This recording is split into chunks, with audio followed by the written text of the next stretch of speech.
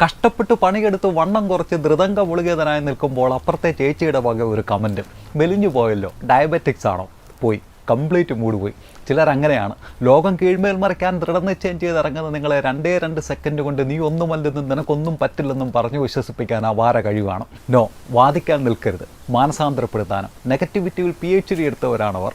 വാദിച്ച് ജയിക്കാനാവില്ല. ചിരിക്കണം, നടന്നകലണം. ഇവരുടെ ഏറ്റവും വലിയ ഇരകൾ സെൽഫ് ഡൗട്ട് ഉള്ളവരാണ്. കയ്യാലപ്പുറത്തെ തേങ്ങ പോലെ. എന്നെ കൊള്ളാമോ? എനിക്കതിന് കഴിയുമോ? അവർക്കെല്ലാത്തിനും വെളിയിൽ നിന്നൊരാളുടെ ഉറപ്പ് വേണം. നിങ്ങളുടെ കഴിവുകളിൽ നിങ്ങൾക്ക് ഉറപ്പുണ്ടായി കഴിയുമ്പോൾ മറ്റുള്ളവർക്ക് നിങ്ങളെ നിയന്ത്രിക്കാനാവില്ല. ആളുകളുടെ സംസാരം നമുക്ക് നിയന്ത്രിക്കാനാവില്ല. പക്ഷേ എന്തെടുക്കണമെന്നും എങ്ങനെ റിയാക്ട് ചെയ്യണമെന്നും നമ്മുടെ നിയന്ത്രണത്തിലാണ്. എന്തിനെ നെഗറ്റീവായി കാണുന്ന സ്വഭാവം ചിലർക്ക് മാതാപിതാക്കളിൽ നിന്ന് കിട്ടിയതാണ്. ചിലരുടെ സാഹചര്യങ്ങൾ അവരെ അങ്ങനെ ആക്കിയതാണ്. മറ്റുള്ളവർക്കൊന്നും ആകാത്തതിൻ്റെ ഫ്രസ്ട്രേഷൻ, ആൻസൈറ്റിയും ഡിപ്രഷനും ഒക്കെ ഉള്ളവരെ കാണുന്നത് പോലെ തന്നെ ഈ ബിഹേവിയറിനെയും കാണുക.